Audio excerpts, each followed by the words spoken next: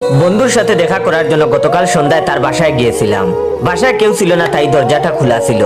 গিয়ে যা দেখলাম অজ্ঞান হওয়ার অবস্থা।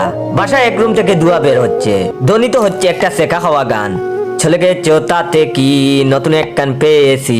আমি ঢুকে তার সাথে তাল মিলিয়ে গান শুরু করলাম, এটা তোর চেয়ে বহুত সুন্দরী। হঠাৎ বন্ধুটার সুরের ব্রেক চাপলো। বন্ধুর হাতে 1 লিটার কোকাকোলার একটা বোতল, এখনো অর্ধেকটা অবশিষ্ট রয়েছে। হয়তো রিজিকে আমার লেখা ছিল।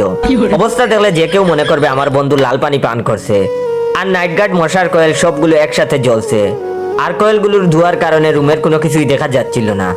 তখন বন্ধুকে আমি প্রশ্ন করলাম, হে জনাব, আপনার কি হয়েছে? সেকা খেয়েছেন নাকি? আমার কথা শুনে ব্যথিত কণ্ঠে ব্যর্থ প্রেমিকের মতো গর্জন করে বন্ধু কেঁদে উঠলো। প্রেমিক বন্ধু ব্যর্থ কণ্ঠে বলল, আজকে আমার প্রেমপত্র গোলাপ ফুল প্রত্যাখ্যান দিবস। তখন আমি বললাম, তার জন্য গৃহে এইরকম পরিবেশের প্রয়োজন কেন, বুঝতে পারছি না।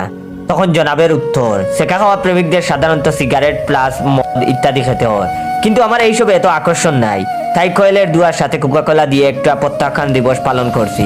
আমি তখন বন্ধুকে বললাম, ইতিহাস জানতে চাই বন্ধু, তোমার প্রত্যাখ্যান দিবস সম্পর্কে। তখন আমার সেকা খাওয়া বন্ধু আমাকে বলল, বন্ধু তুই কিন্তু আমাকে খেপাতে পারবি না, সেই চুক্তিতে রাজি থাকলে বলবো সেই ইতিহাস। তখন আমিও বললাম, আমিও রাজি আছি। কাজী বললেন, সেই ইতিহাস। তখন বন্ধু বলতে লাগলো, মডার্ন কুজিং এর সবসময় পিছনে বসার কারণ হলো জাহ্নবী নামের একটা মেয়ে। সুদীর্ঘ টানা 365 দিনের বেশি তার পিছনে ঘোরাঘুরি করেছি, কিন্তু পড়ালেখা করার সময় একদম ঠিক রাখছি। কিন্তু বন্ধু বর প্রত্যেকে বন্ধু জুড়া লেগে গেল, আমি কি বসে থাকতে পারি নাকি? গত বছর বন্ধু বর থানবীর হতে অনুপ্রাণিত হয়ে 18ই আগস্ট একটা রিস্ক নেওয়ার চিন্তা করলাম। সকালে 6টায় উঠে আমার ঋণ করা 50 টাকার কিছু তরতাজা গোলাপ ফুল কিনে নিলাম। আর সুদীর্ঘ রজনীতে সায়েন্স পড়ার সতর্কতার স্বরূপ একটা রাসায়নিক প্রেমপত্র লিখে ফেললাম।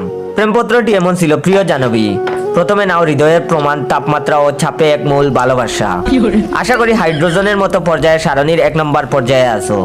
আমিও তো আছি নিষ্ক্রিয় গ্যাসের মতো কোনো রকম। বিশ্বাস করো, তুমি আমার অনেক ক্রিয়া বিক্রিয়ার প্রতিক্রিয়ার ফল। হাইড্রোজেন আর অক্সিজেন যেমন পানির সঙ্গে মিশে আছে, তেমনি তুমি মিশে আছো আমার হৃদয়ে। তোমাকে দেখলে আমার হৃদয় কার্বন ডাই অক্সাইড দ্বারা পূর্ণ হয়। তোমার চোখে চুপ পড়লে মনে হয় তোমার চোখে রাডার ফুডের পরমাণু মডেলের ভালোবাসার কণা বিচ্ছুরিত হচ্ছে। এই পৃথিবীতে তুমি যদি আমার না হও, তাহলে সালফিউরিক অ্যাসিড খেয়ে পৃথিবীর অক্সিজেন আমার জন্য হারাম করে দিব। ইতি তোমার রিমন।